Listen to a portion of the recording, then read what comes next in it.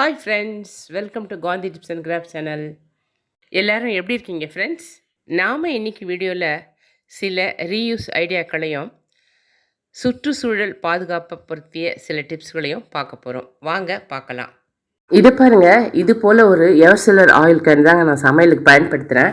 இதுக்கு முன்னால் ஃபஸ்ட்டு வந்து பிளாஸ்டிக்கில் வச்சுருந்தேன். பிளாஸ்டிக்கில் எண்ணெய் உறவாடுறதுனால நம்மளுக்கு கெடுதல் அதிகம் அப்படின்னாங்க. அதனால் அதை எடுத்து போட்டுட்டேன். அதுக்கு அடுத்து கண்ணாடி பாட்டில், அது ரொம்ப வசதியாக தான் இருந்தது. ஆனால் அதை வாஷ் பண்ணும்போது ரொம்ப கஷ்டமாக இருந்தது. அதுக்கப்புறம் இந்த எவர் சில்வர் ரொம்பவே ஈஸியாக இருக்குது. கையை உள்ளே நல்லா விட்டு தேய்ச்சி கழுவுறதுக்கு ரொம்ப வசதியாக இருந்தது. அதனால் இதை வாங்கிட்டேன். வாஷ் பண்ணுறதுக்கு மட்டும் இல்லைங்க, சமைக்கிறதுக்கே கூட இது ரொம்ப யூஸ்ஃபுல்லாக இருக்குது. நான் இதில் எண்ணெய் ஃபில் பண்ணதும் இது போல் ஒரு துணியை போட்டு விட்டுடுவேன்.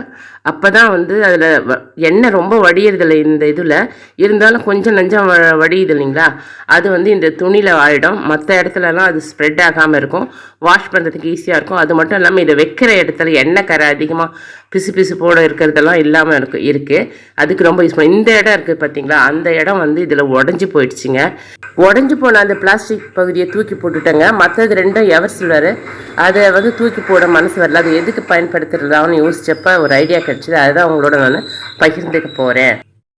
இதில் நான் உயரம் கம்மியான சாத கரண்டி, வெஜிடபிள் எடுத்து வைக்கிற கரண்டி, சட்னி கரண்டி, நீளமான ஸ்பூனுங்க, கட்டை கரண்டின்னு சொல்லிட்டு எல்லாத்தையும் எடுத்து வைக்கிறதுக்கு தாங்க இதை பயன்படுத்தினேன். இதை பாருங்கள், இதில் எவ்வளோ கரண்டி இதில் ஹோல்ட் ஆகுதுன்னு சொல்லிட்டு. இடம் ரொம்ப கம்மியாக அடைக்குங்க. இது நம்மளுக்கு ரொம்ப யூஸ்ஃபுல்லாகவும் இருக்குது. இது போல் நீங்கள் யூஸ் பண்ணுற பாத்திரங்களில் ஏதாவது ஒரு பாட்டு டேமேஜ் ஆகிட்டு மிச்ச பாத்திரம்லாம் நல்லா இருந்ததுன்னா அதை இது போல் க்ரியேட்டிவாக திங்க் பண்ணி யூஸ் பண்ணிக்கோங்க. இந்த டிப் உங்களுக்கு கண்டிப்பாக பிடிச்சிருக்கோன்னு நினைக்கிறேன். வாங்க அடுத்த டிப் என்னென்னு பார்த்துடலாம்.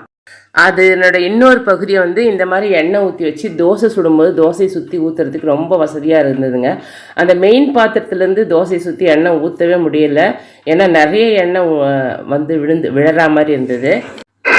இதில் எண்ணெய் ஊற்றி வச்சுக்கிட்டு பயன்படுத்தும் போது ரொம்பவே யூஸ்ஃபுல்லாக இருந்தது. ரொம்ப க்யூட்டாக இருக்குது பாருங்கள். அடுத்ததாக இது போல் ஒரு கண்டெய்னர் வீட்டில் இருந்தது. அது ரோஸ் மில்க், பாதாம் மில்க் போட்டு ஃப்ரிட்ஜில் வைக்கிறதுக்கு ரொம்ப யூஸ்ஃபுல்லாக இருந்துச்சு. வெளியில் போகும்போது தண்ணி எடுத்துகிட்டு போகிறதுக்கும் வசதியாக இருந்துச்சு. ஆனால் அதில் ஒரு கிளிப்பு உடஞ்சி போச்சு. இப்போ இதை மேல் முடியை தூக்கி போட்டுட்டு அதை உயரமான கரண்டிகள் வச்சுக்கிறதுக்கு யூஸ் பண்ணிக்கிட்டேன். நான் நல்ல கனமான உயரமான கரண்டிகள் வச்சா கூட இது சாயாமல் நல்லா நின்றுது. அதனால் இது ரொம்பவே யூஸ்ஃபுல்லாக இருக்குது. அடுத்த டிப்பு சுற்றுச்சூழலை பற்றி இதுங்க. நாம் இது போல் வாங்குகிற காஃபி பொடி பேக்கெட் ஆகட்டும், இல்லை மசாலா ஐட்டம்ஸ் பேக்கெட் ஆகட்டும், கட் பண்ணதும் குட்டி பீஸ் இருக்காங்களா, அதை அந்த பேக்கெட்டுக்குள்ளே போட்டு டிஸ்போஸ் பண்ணிவிடுங்க. ஏன்னா அதை மக்கின குப்பை மக்காத குப்பைன்னு பிரிக்கிற பொழுது அந்த சின்ன சின்ன பாட்டெல்லாம் அவங்க எடுக்க மாட்டாங்க. நம்ம ஆயிரக்கணக்கான பேர் அதை இது பண்ணும்போது அந்த மண்ணுலேயே அது இருக்கும். அதனால் அவங்களுக்கும் பிரிக்க கஷ்டம் இருக்கக்கூடாது, மண்ணும் மலடாகக்கூடாதுன்னா இந்த மாதிரி செய்கிறது நல்லது. இந்த ஒரு துண்டு பீஸ் எடுத்து அது உள்ளே போடுறது நம்மளுக்கு ரொம்ப சுலபம். ஆனால் அவங்களுக்கு ஆயிரக்கணக்கான பீசஸை பொறுக்கிறது ரொம்ப கஷ்டம் இல்லைங்களா.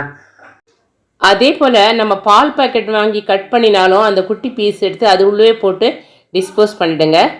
இந்த வீடியோ உங்களுக்கு பிடிச்சிருந்தா, பயனுள்ளதாக இருந்தால் லைக் பண்ணுங்கள், ஷேர் பண்ணுங்கள், கமெண்ட் பண்ணுங்கள்.